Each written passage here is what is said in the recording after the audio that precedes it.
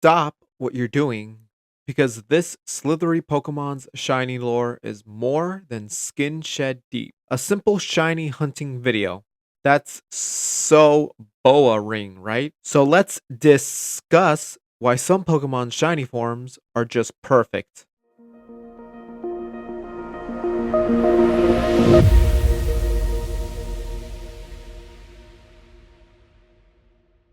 Hello, trainers. I'm Revel John, and you know what's one of the things I love more than Pokemon lore? Shinies. Whoever came up with the idea of rare colored Pokemon back in Generation 2 could not have expected what a major pillar of the community it would become. That love of shiny Pokemon has led me down plenty rabbit holes, looking at all the different color combinations and wondering why that shiny? Why, of all the changes made, did they make that color swap? So I decided that's a good idea for a video series. There's Pokemon professors who study all aspects of Pokemon, their natures, habitats, breeding patterns, evolutions, mega evolutions, moves, even their sleep patterns. But my field of study, however, is going to be shiny Pokemon and what their shiny coloration says about the things they were based on.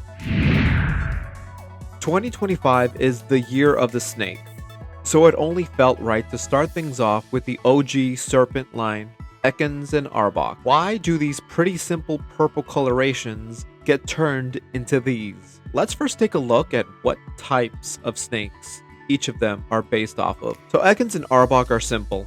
It's in their names, literally.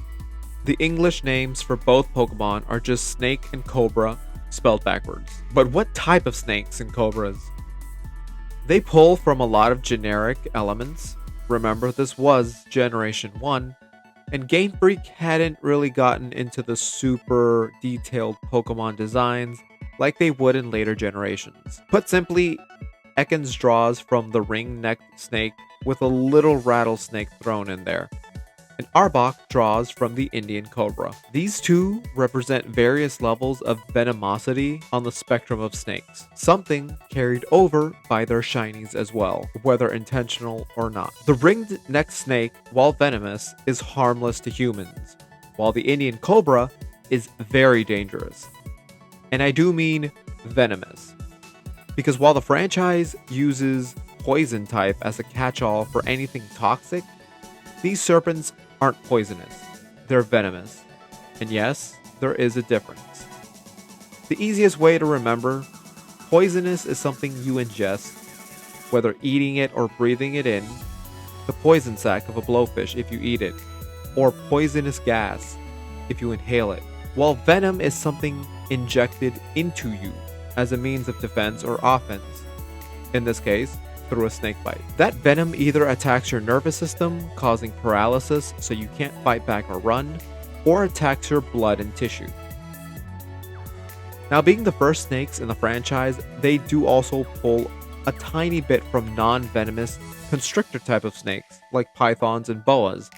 That's why they can learn moves like Rap. The shinies, however, take it one step further, probably pitting Ekans and Arbok at the extreme ends of snake venom, from the harmless to the most lethal. Now, if we're doing a ranking of the least to most dangerous snakes based on how venomous they are, I think we need to go over how venom is even measured in snakes, and where the snakes these serpents represent in their normal and shiny forms land on there. So what is venom? Put simply, it's just modified saliva, containing different proteins and enzymes.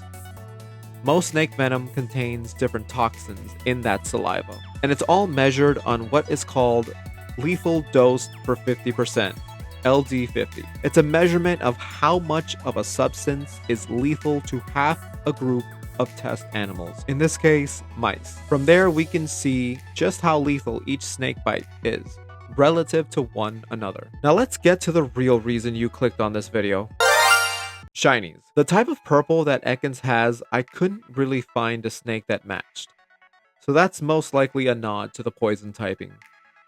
But the colors these snakes turn when they're shiny is seen in nature. So let's start with Ekans. Shiny Ekans turns into a green color, with a lighter yellow on its belly and around its neck. This is the most common type of snake you've probably come by. The common garden snake, the ones that are able to camouflage perfectly in the high grass and bushes. And there's quite a few across the world that fit Ekans, like this one. It's called the green smooth snake for obvious reasons. They're small, slender snakes that can grow anywhere between 14 and 20 inches as adults. They have uniform light green with a yellow tinged whitish belly. The green smooth snake is non-aggressive, seldom bites, opting to flee when it feels threatened. And just to camouflage itself even more, it will often bob its head in order to mimic vegetation blowing in the wind. Starting to see a connection here? Though, these are more common in North America. Since Pokémon is a Japanese media franchise, does Ekans fit the green snake in Japan?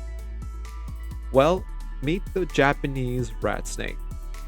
A more medium-sized snake, this one can reach up to 6 feet in length. They live throughout most of the Japanese archipelago and are just a few of the green snakes in the country that are non-venomous. They can be found near human settlements and were considered to be useful because they would eat pests like mice. Yeah, sort of a dead ringer for what Ekans shiny is supposed to be. And in both cases, these snakes are non-venomous. They have no measurable venom, no LD50. Don't get me wrong, these can still bite, and while they don't inject venom, those bites can hurt, causing pain, swelling, and infection. So if you ever see these common snakes, do not touch them. Remember, Ekans can still learn the move bite. While there are some green snakes that have venom, most don't, which makes Ekans green shiny representative of one of the most docile members of the serpent family. When it evolves, it goes from representing the non-venomous snakes to not just representing venomous snakes, but actually some of the most lethal ones on Earth.